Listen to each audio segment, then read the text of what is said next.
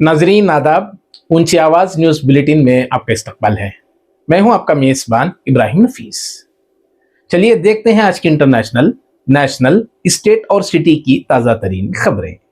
सबसे पहले देखते हैं इंटरनेशनल न्यूज तफसील से। बांग्लादेश की साबिक वजीर आजम खालिदा जिया को बुध के रोज मुकम्मल सरकारी एजाज के साथ आखिरी विदाई दी गई। ढाका के पार्लियामेंट हाउस के अहाते में उनकी नमाज जनाजा अदा की गई, जिसमें हजारों अफराद शरीक हुए। नमाज जनाजा की इमामत बैतुल मुकर्रम कौमी मस्जिद के खतीब ने की, जबकि इंतजामात की निगरानी बीएनपी रहनुमा नजरुल इस्लाम ने अदा की। उबूरी हुकूमत के चीफ एडवाइजर मोहम्मद यूनुस ने भी आखिरी खराज अकीदत पेश किया। हिंदुस्तान की नुमाइंदगी वजीर खारजा एस जयशंकर ने की, जिन्होंने वजीर आजम नरेंद्र मोदी का ताज़ियती खत पेश किया। हुकूमत ने वहां 3 दिन के कौमी शोक का ऐलान किया है। पाकिस्तान तहरीक इंसाफ के रहनुमाओं और साबिक वजीर आजम इमरान खान की बहनों को एक बार फिर अडियाला जेल में मुलाकात की इजाजत नहीं दी गई। इस पाबंदी के बाद पीटीआई रहनुमाओं ने जेल के करीब धरना दिया। वाज़ेह रहे कि इस्लामाबाद हाईकोर्ट ने 24 मार्च को हुक्म दिया था कि इमरान खान को हफ्ते में 2 दिन मंगल और जुमेरात को मुलाकात की इजाजत दी जाए। उसके बावजूद मुलाकात न होने पर पीटीआई ने अदालती अहकामात की खिलाफ वर्जी का इल्जाम आयद किया है। यूएई ने ऐलान किया है कि वो यमन से अपने बाकी मानदा फौजियों को वापस बुला रहा है। यह फैसला सऊदी अरब की जानिब से 24 घंटों में फौजी इनखला की वार्निंग के बाद सामने आया है। सऊदी अरब ने यूएई पर इल्जाम लगाया कि वो यमन की अलहदगी पसंदों को उकसा रहा है, जिसे रियाज ने कौमी सलामती के लिए रेड लाइन करार दिया था। बताया जाता है कि 2019 के बाद यह आखिरी फौजी मौजूदगी थी और माहिरीन के मुताबिक इनखला से वक्ती तौर पर दोनों खलीजी ताकतों के दरमियान कशीदगी कम हो सकती है। अब देखते हैं नेशनल न्यूज तफसील से। कांग्रेस के सीनियर लीडर दिग्विजय सिंह की जानिब से आरएसएस की मुबैना तारीफ पर पार्टी के अंदर सख्त रद्द-ए-अमल सामने आया है। दिग्विजय सिंह ने इंस्टाग्राम पर 90 की दहाई की एक पुरानी तस्वीर शेयर की, जिसमें नरेंद्र मोदी एलके अडवाणी के कदमों में बैठे नजर आ रहे हैं और उसे तंजीमी ताकत की मिसाल करार दिया है।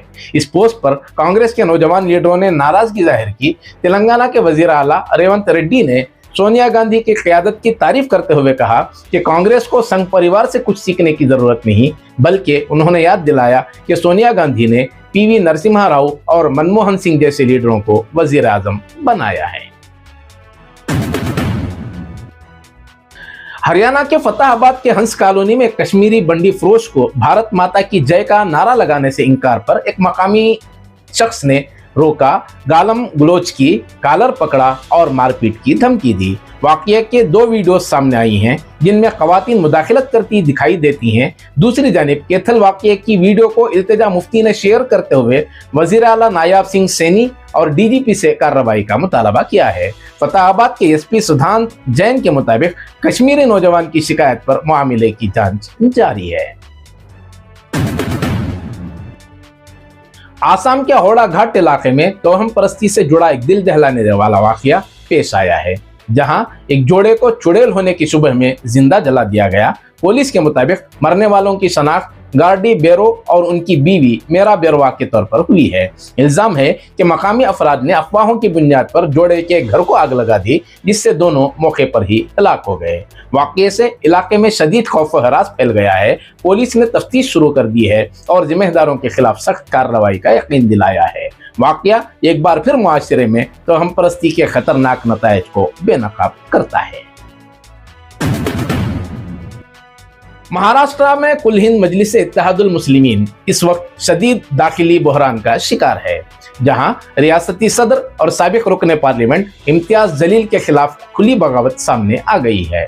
औरंगाबाद म्यूनिसिपल कॉर्पोरेशन इंतखाबात में टिकटों की तकसीम को लेकर सीनियर लीडरान ने इल्जाम लगाया है कि टिकट मुबैना तौर पर 12 से 15 लाख रुपयों में फरोख्त किए गए हैं। मुश्तइल कारकुनान ने औरंगाबाद में एहतजाज करते हुए इम्तियाज जलील की फोटोज को जलाने की कोशिश की और नारा लगाया कि ओवैसी के साथ है, इम्तियाज जलील की क़यादत मंजूर नहीं।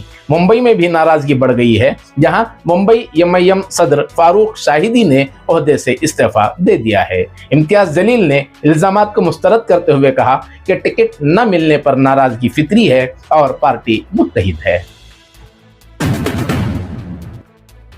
मरकजी हुकूमत ने सेहत आम्मा के तहफ़्फ़ुज़ के पेश नज़र पेन किलर दवा निमेसोलाइट की ज्यादा डोज वाली तैयारी और फरोख्त पर पाबंदी आयद कर दी है।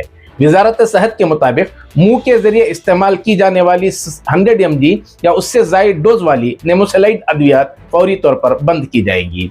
यह फैसला ड्रग टेक्निकल एडवाइजरी बोर्ड से मुशावरत के बाद किया गया। हुक्काम का कहना है कि ज्यादा डोज निमेसोलाइट जिगर के लिए नुकसानदा साबित हो सकती है, जबकि महफूज मुतबादिल दस्तयाब है।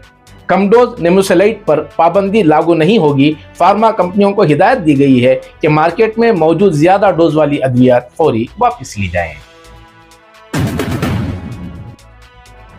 फूड डिलीवरी प्लेटफॉर्म स्विगी और जोमेटो ने नए साल की शाम वर्कर्स की हड़ताल के दरमियान डिलीवरी मुलाजिमीन के लिए इंसेंटिव में इजाफा कर दिया है।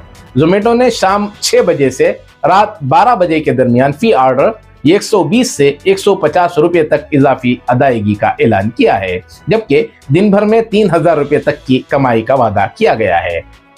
कंपनी ने टेम्पररी ऑर्डर मंसूख करने और मुस्तरद करने पर जुर्माना भी माफ कर दिया है। स्विगी ने 31 दिसंबर से 1 जनवरी के दरमियान डिलीवरी पार्टनर्स को 10,000 रुपये तक कमाई का इम्कान जाहिर किया है।